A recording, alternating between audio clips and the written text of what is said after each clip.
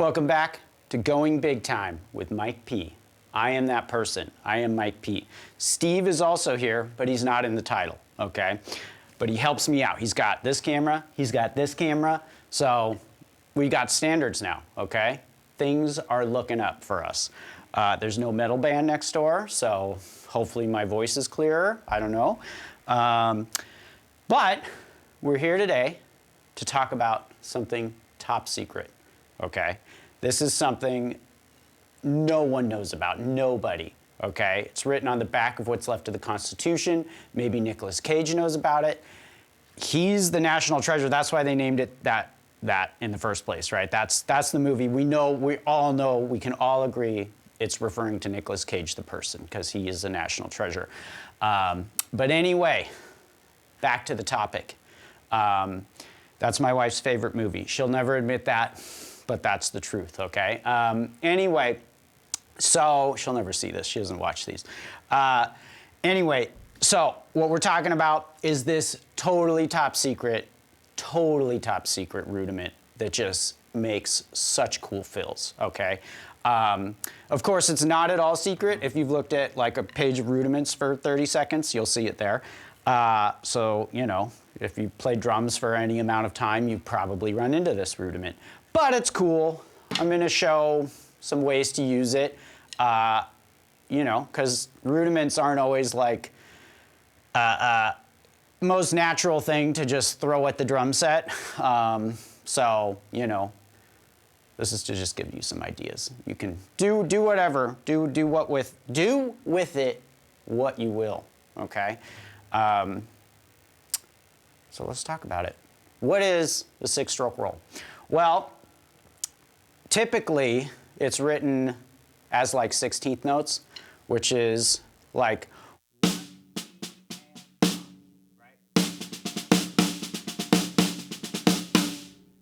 that's like the nerd way to play it, okay? I don't know. I don't love that. It's not as cool as a 16th note triplet, okay? So we're gonna interpret it as a 16th note triplet. So if you wanna count that, it's 1 ta ta and ta ta, right? Or 1 ti ta and ti ta. It's a mouthful, I don't like saying that. So 1 ta ta and ta ta, right? Sticking, easy.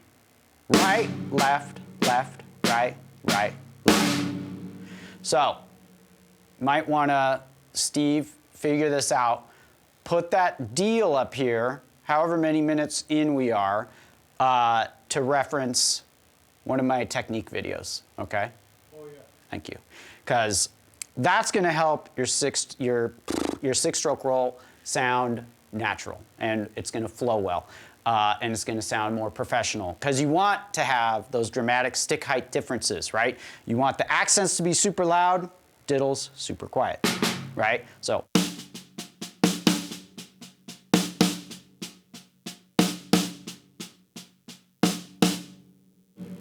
That's what we want.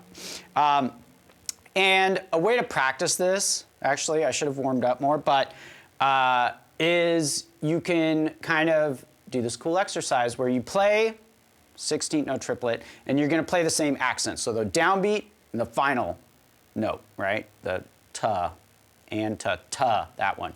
So it's like, whoop.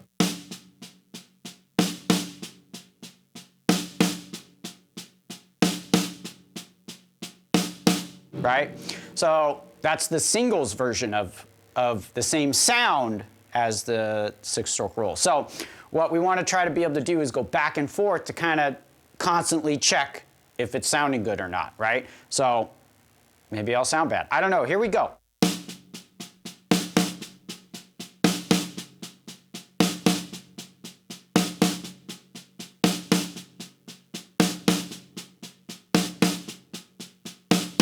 Right? I was just kind of going 2 of one, 2 of the other, 1 of each one, back and forth. So that's a great way to check, play with the tempos, right? Some cool stuff. So let's try and play this in a context, right? I did a little bit of that in the intro.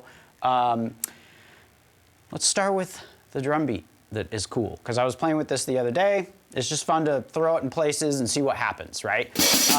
So let's start with this. So the thing I did, right, was like starting with a 16th note or with the 6-stroke roll, but I'm playing it on the 1, but then the 2 is going to come down on the snare, right?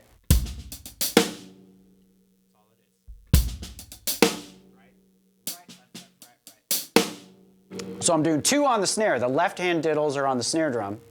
Make it little variation, right? Makes it sound more deep in a way. So we got, that's sick, okay? Or you can just go, that's fine too. Pretty vanilla, but whatever. And then you can connect it to another one. You just separate it by an 8th note.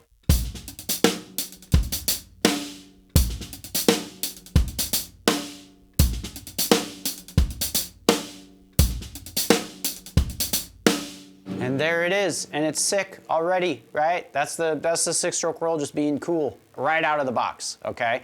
I don't know, it might be difficult for some people, but maybe it's just easy and you're like, wow, that was right under my nose, so there you go. But do cooler stuff with it, whatever. That's just my quick idea for that. Then, for fills, sounds really shredding, okay? And just to start, right, just like have the accents be on the toms. Let's just be more vanilla, okay? We just want to get started with this stuff. So what that means is the diddles, the right, right, left, left, or left, left, right, right, will be on the snare drum. Everything else that's single accents are going to be on the toms. So first one, floor tom. The last one will be the high tom. So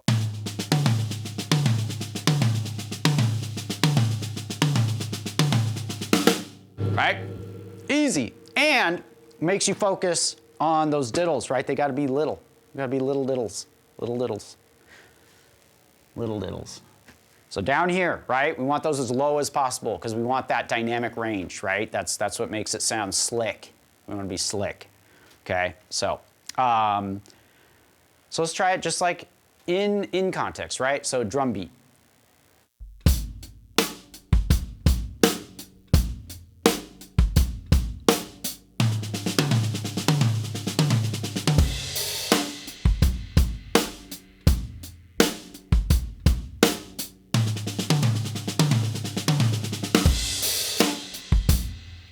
And, you know, I'm playing like a straight 8th note, straight 16th note type of a drum beat. And that's cool to kind of mix the subdivision then, right? Because even though it's just a rudiment, it's the way we're playing it is 16th note triplets. So we're mixing subdivisions, which always is cool. Okay, that's always cool, you can't deny that.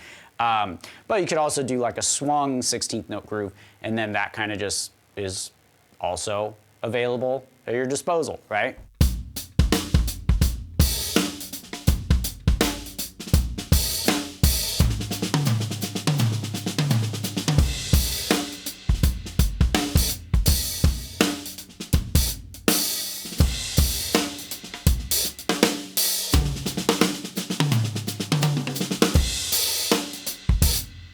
And just start experimenting with where you put everything, right? Like in the beginning, I did like a big, loud, double crash thing. So the accents I'm playing in my hands with the bass drum, right? So you could go like.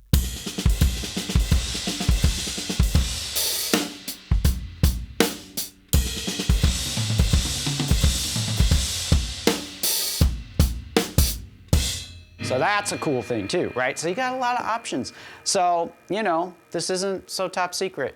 Don't fall for clickbait. Just learn your instrument, okay? There's no secrets. There's no shortcuts. Get a real drum teacher. Learn your basics. Learn your stuff you can do beyond the basics. You're going to be a great drummer, but you got to practice. All right?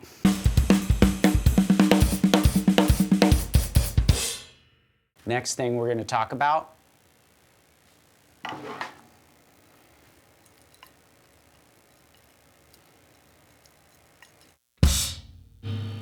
stick tricks, okay? They're sick. They look so cool, okay? Man, you want to really intimidate other drummers? Get your stick tricks down. Watch this one. Gets more advanced.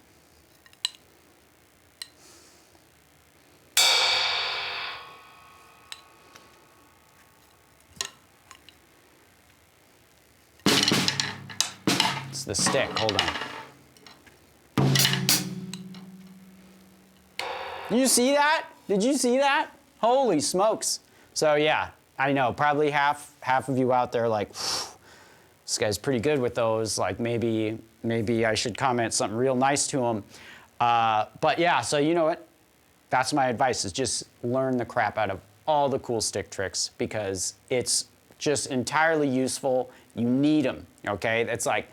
That's the first thing I start all my students off with, is stick tricks 101, right? Just starting with this one. Because what you want to do is you just want to wow people. Sounding good, that's second. What you want to do first is impress people, okay? How do you impress people? You do stick tricks. That's what it is. So hopefully that was very, very just beneficial to you to hear this from me, right? If you follow me, you know how important that kind of thing is. So this, okay? Get crazy with it. Go nuts. Do it with both hands. I would, but my left hand's tired from I was doing that earlier, and it's cool. So yeah, so look into that. That's if you want to go big time.